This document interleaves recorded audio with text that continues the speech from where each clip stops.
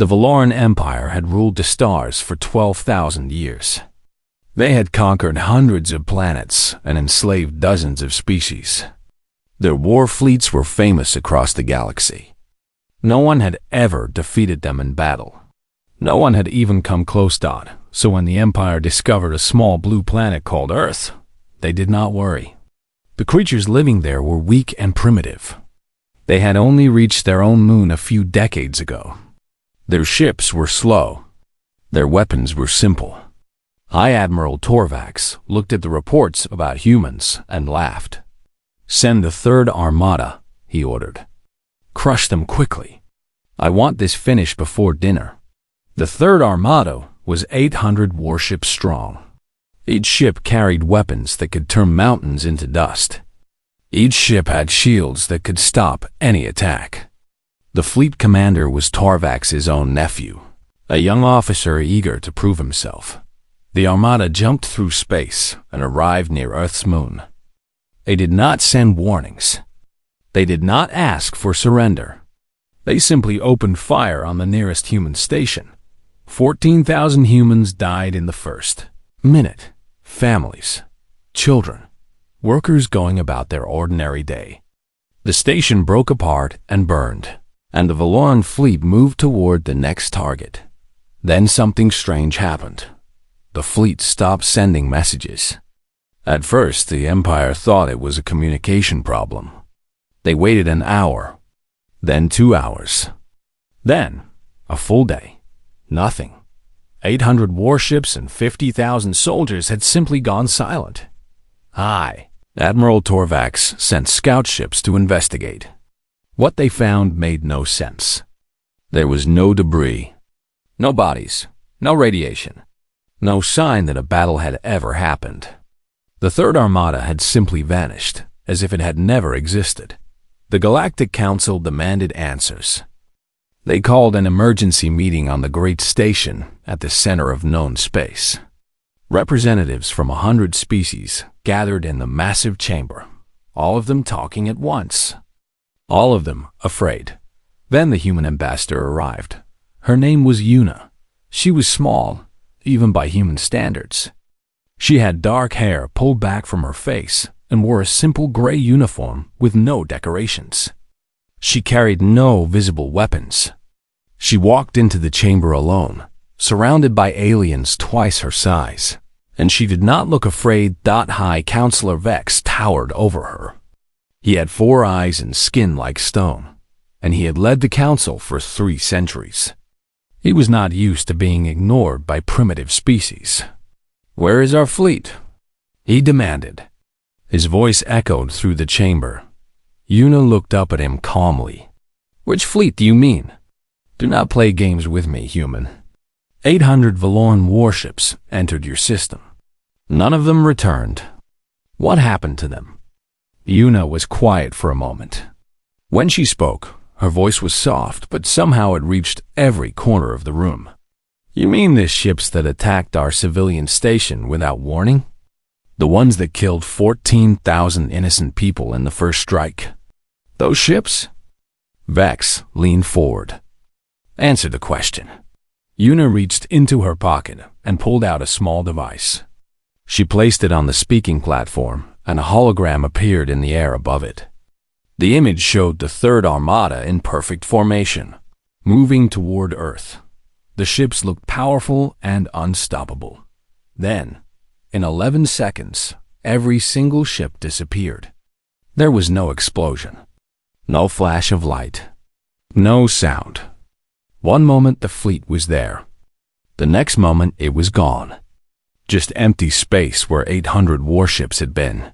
The council chamber fell completely silent. No one moved.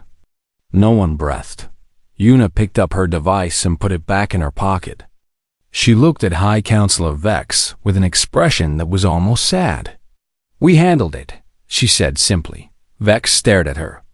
In 300 years, he had never felt fear like this. The Valoran Empire had the most powerful military in the galaxy. They had weapons that could crack planets in half. And this tiny creature, this human, had just shown him footage of 800 of their best ships being erased like they were nothing. How? He whispered. How is this possible? Yuna did not answer. She turned and looked around the chamber, meeting the eyes of each species represented there. Some of them had been conquered by the Valorans. Some of them lived in fear of invasion. All of them were staring at her now with a mixture of terror and something else. Something like hope? We did not start this war, Yuna said. We were sitting peacefully in our own system when your ships came and killed our people. We defended ourselves. That is all. She began walking toward the exit. Her footsteps were the only sound in the massive chamber. Wait, Vex called out. What do you want? What are your demands? Yuna stopped at the door and looked back over her shoulder. We want to be left alone, she said. We want to live in peace. We want to explore the stars and meet new friends. She paused. But if anyone attacks our home again, we will respond. And I promise you, Counselor, you will not like our response. She walked out of the chamber and disappeared into the corridor beyond. For a long time, no one spoke. The representatives of 100 species sat in silence, trying to understand what they had just witnessed. The galaxy had changed in the span of a few minutes. The old rules no longer applied. Somewhere out there, on a small blue planet, a species that everyone had dismissed as primitive and weak had just announced itself to the universe, and the universe was afraid. Captain Taiho had served in the Galactic Survey Corps for 300 years. He had explored dying stars and black holes. He had discovered new species and mapped unknown regions of space.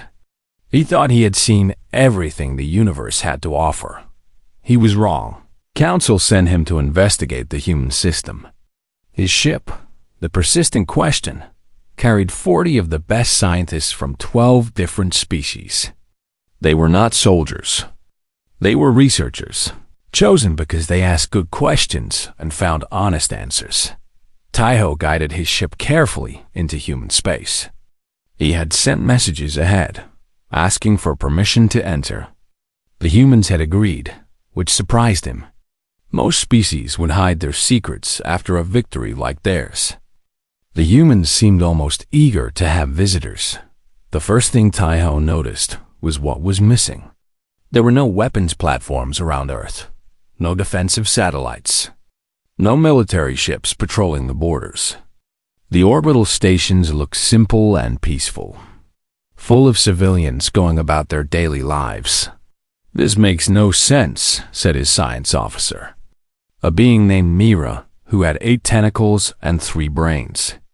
They destroyed 800 warships. Where are their weapons? Taiho had no answer. They scanned the area where the Third Armada had vanished. The readings showed nothing. No radiation, no debris, no trace of the battle at all. It was as if someone had simply erased the fleet from existence. I have studied weapons for 200 years, Myra said quietly.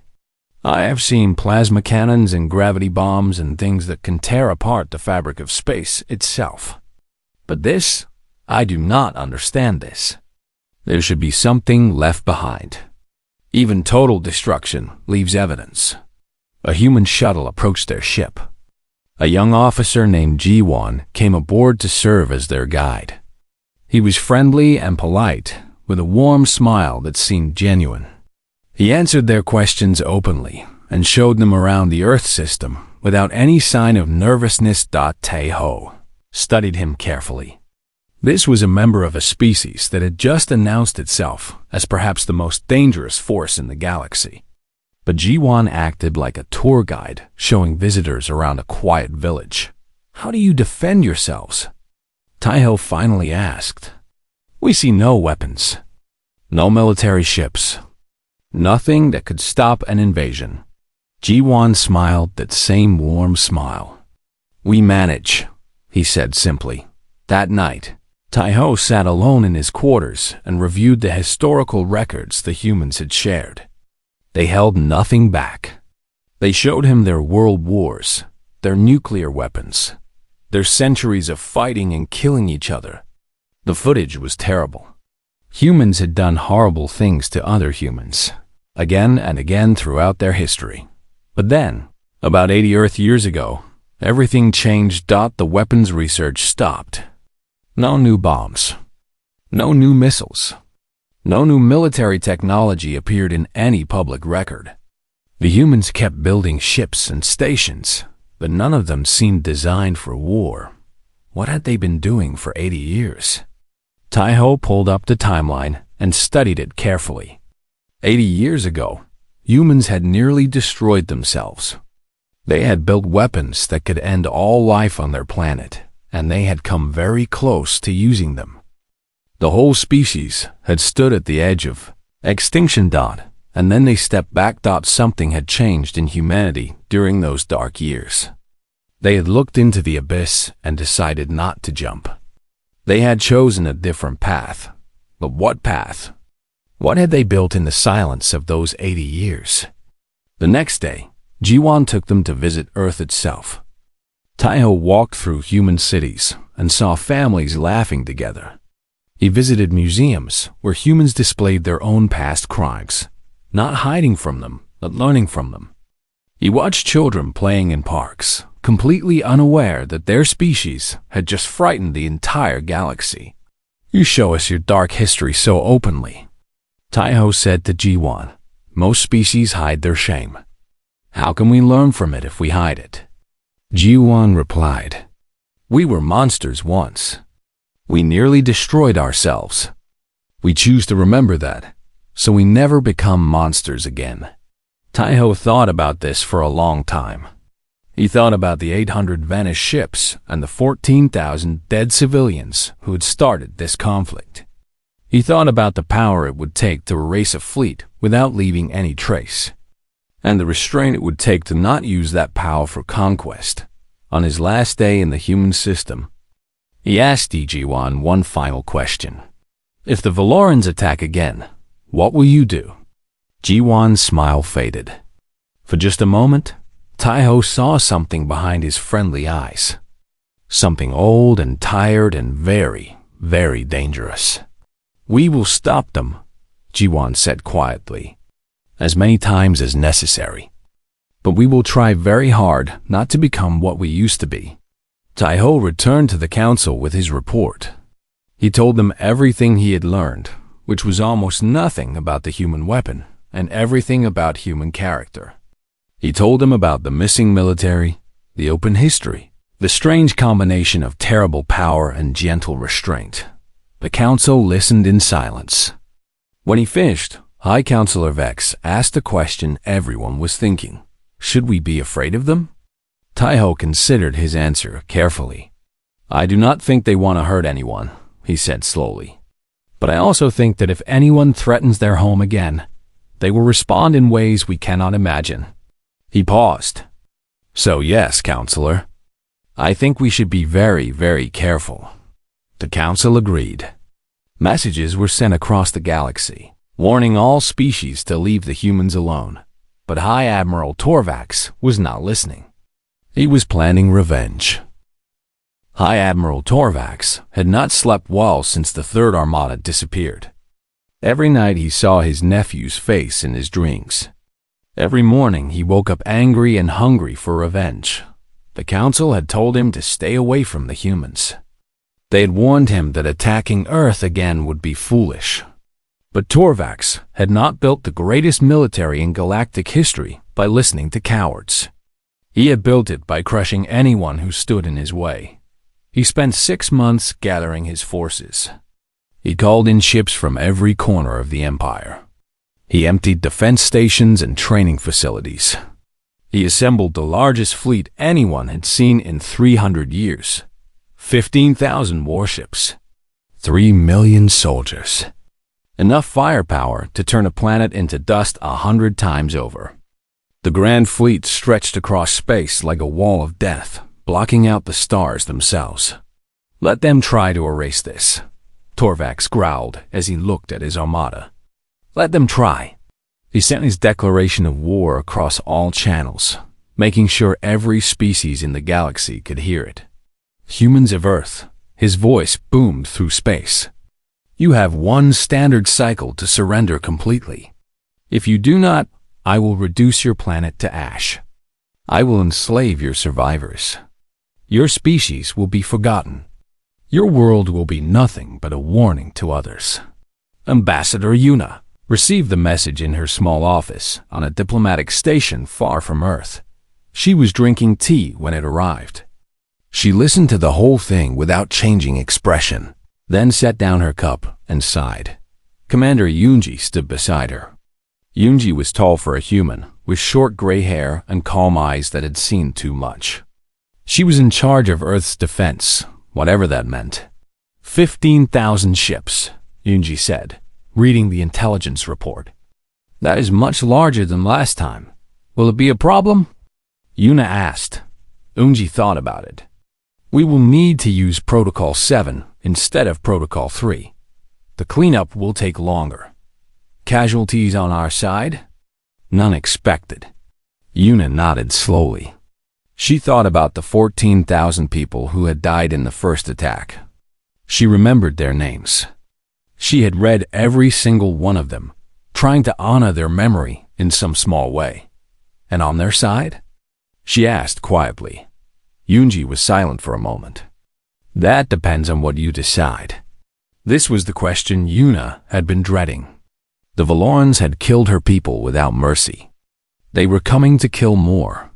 Every law of war, every principle of justice, said that humanity had the right to defend itself with full force, but Yuna had read the history books. She knew what happened when species gave themselves permission to kill without limits. She had seen the footage of human wars, human bombs, human cruelty. She had sworn that humanity would never go down that path again. We offer them one chance, she decided. One chance to turn back. If they refuse, we stop their ships. But we do it our way, not theirs. She activated the communication system. Her next words would be heard on 10,000 worlds across the galaxy. She took a deep breath and spoke. To all beings of the Valoran Empire, you attacked our home without warning. You killed our families without mercy.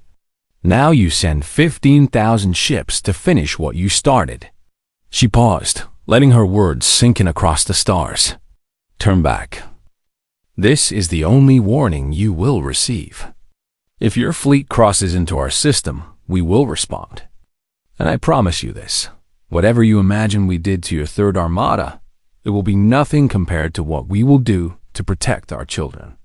She ended the transmission and sat back in her chair. Her hands were shaking slightly. She had just threatened the most powerful military in the galaxy. She had just painted a target on her entire species. Yunji put a hand on her shoulder. You did the right thing. Did I? Yuna stared out the window at the distant stars. We have the power to destroy them completely. We could end the Valoran threat forever. Instead, we are going to show mercy to people who showed us none. That is exactly why you did the right thing, Yunji said quietly. Because we are not them. Because we remember what we used to be, and we choose to be better. Across the galaxy, High Admiral Torvax listened to Yuna's warning and laughed out loud. His officers laughed with him. The idea that these tiny primitive creatures could threaten the Grand Fleet was the funniest joke they had heard in years. Forward, Torvax commanded. All ships forward. Maximum speed. I want to reach Earth before they can run away. The Grand Fleet moved as one. 15,000 ships burning through space toward a small blue planet. The soldiers on board joked and played games, completely confident in their coming victory. They had conquered 100 worlds. They had never been defeated. They did not understand what they were flying toward. On Earth, people looked up at the sky and waited. Parents held their children. Lovers held hands. The whole planet knew what was coming, and the whole planet trusted in their defenders. In a quiet room deep underground, Technicians ran final checks on systems that had no names and left no records.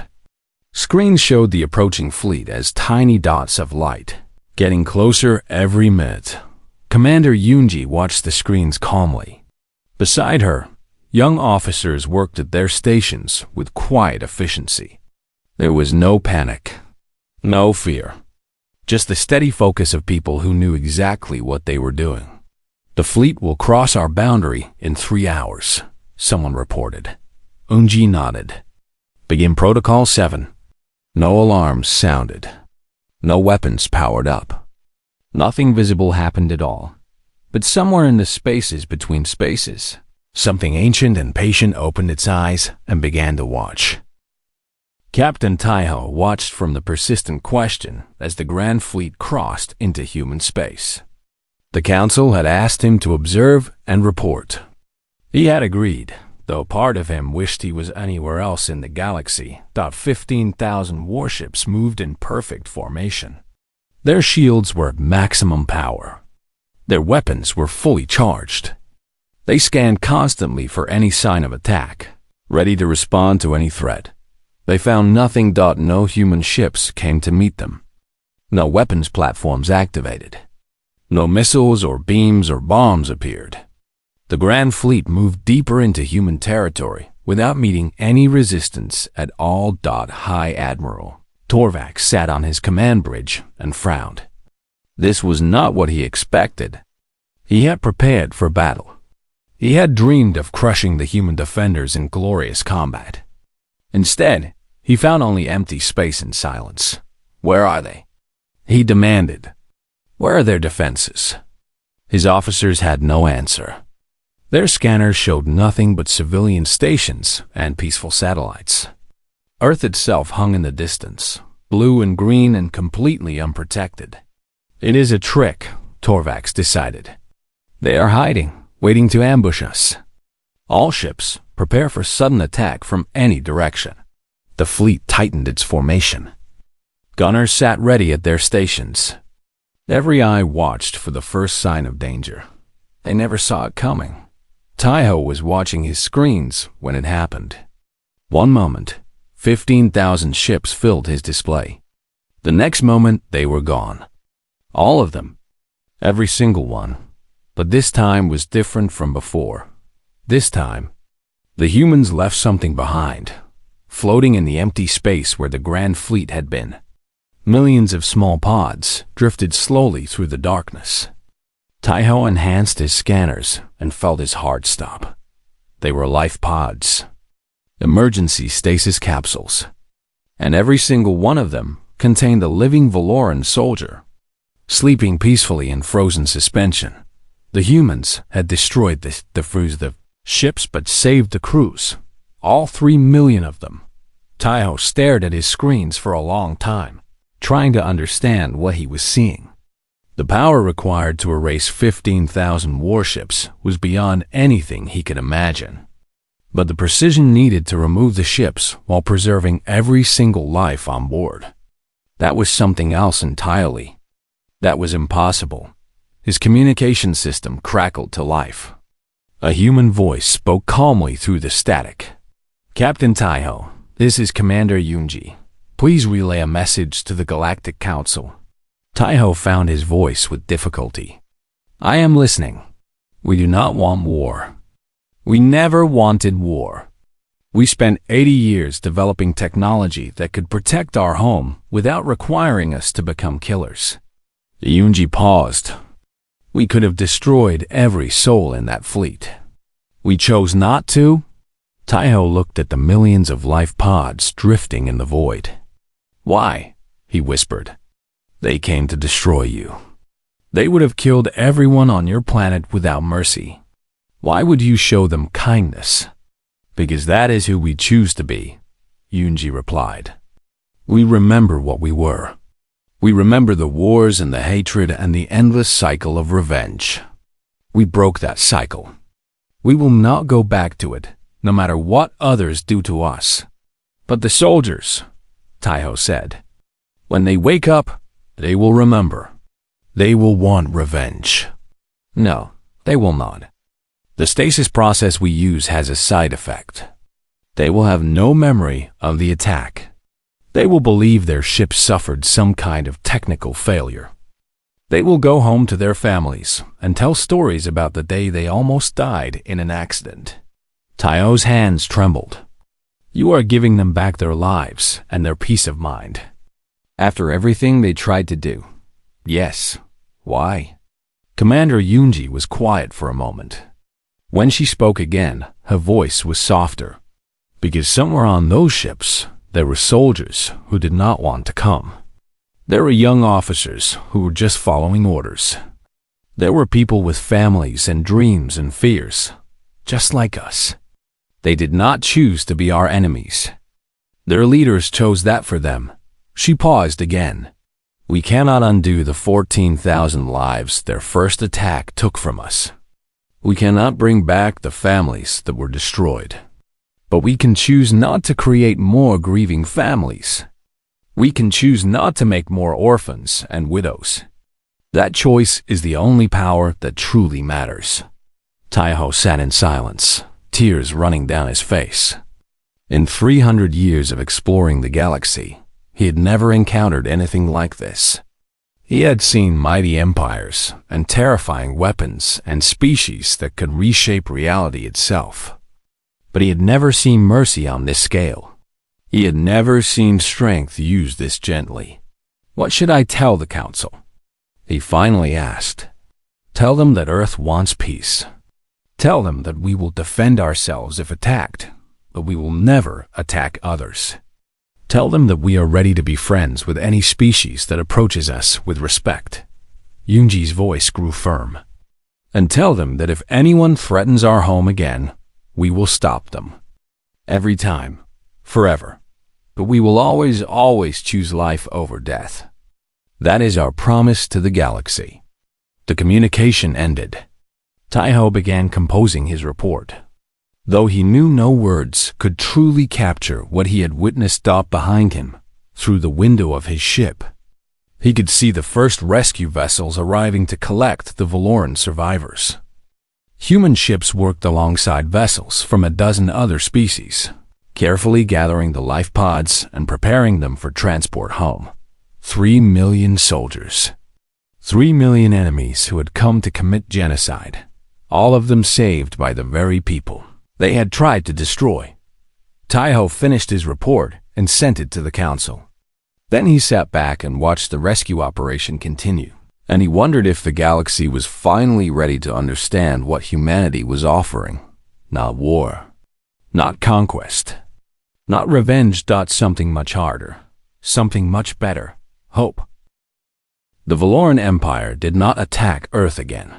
High Admiral Torvax was found among the survivors, sleeping peacefully in his stasis pod like all the others. When he woke up, he remembered nothing of the battle. He believed his fleet had suffered a massive technical failure. He retired from military service shortly after, confused and shaken by his close call with death.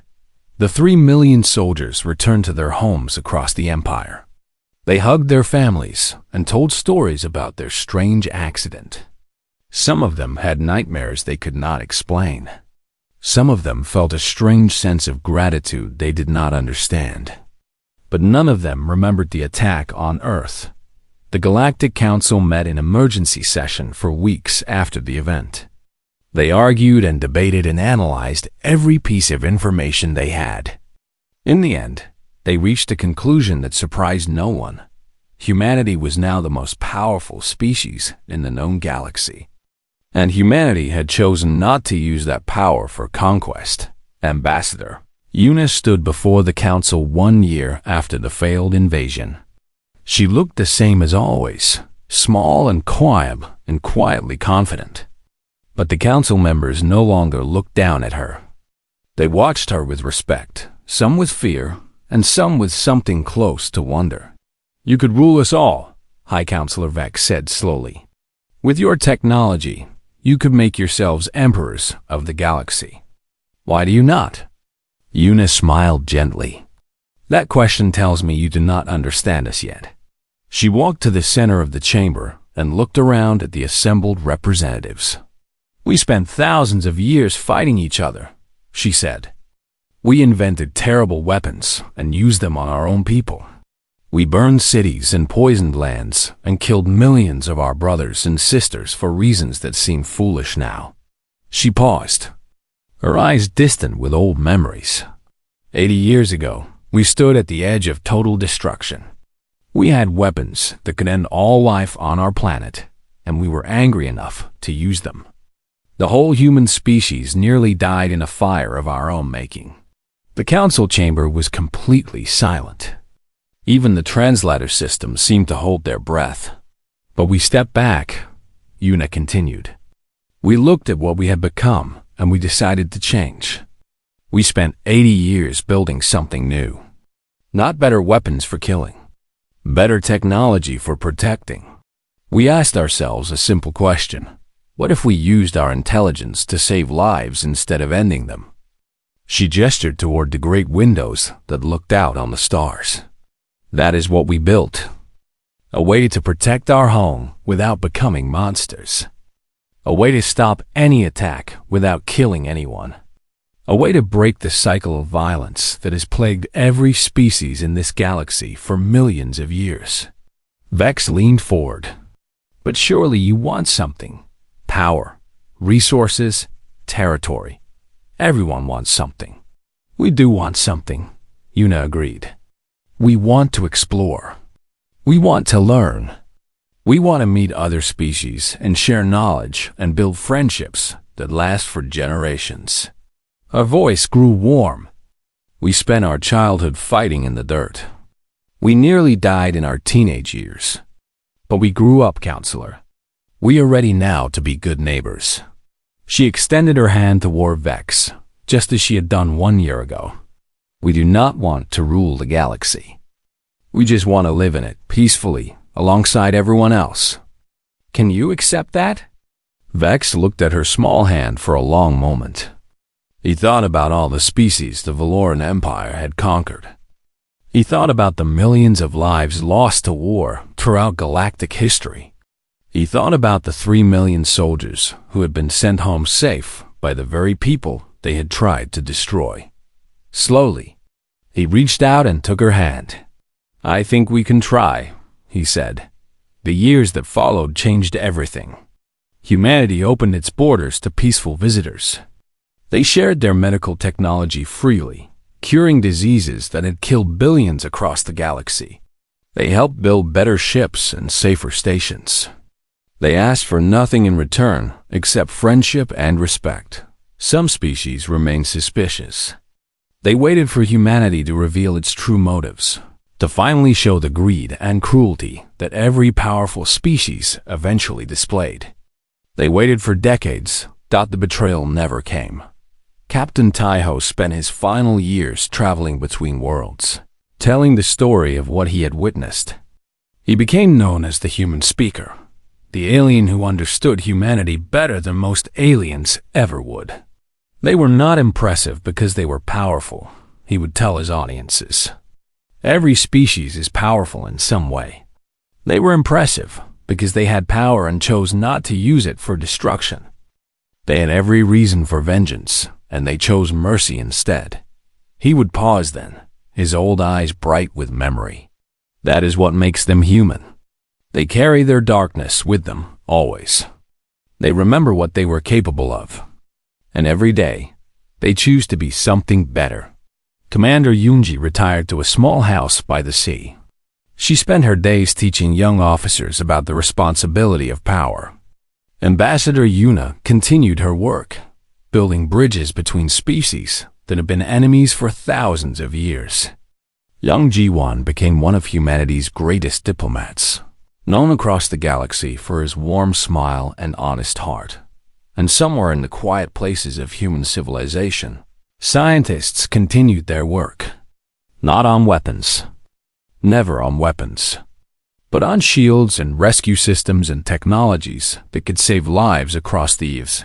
Galaxy. The stars continued their ancient dance around the darkness at the center of everything. Empires rose and fell as they always had. Species made war and peace and everything in between. But something had changed. A small blue planet had announced itself to the universe, and the universe would never be quite the same. Humanity had taken its place among the stars. Not as conquerors. Not as victims. Not as rulers or servants or destroyers. Not as neighbors. Not as friends. Not as hope. And in the end, that made all the difference.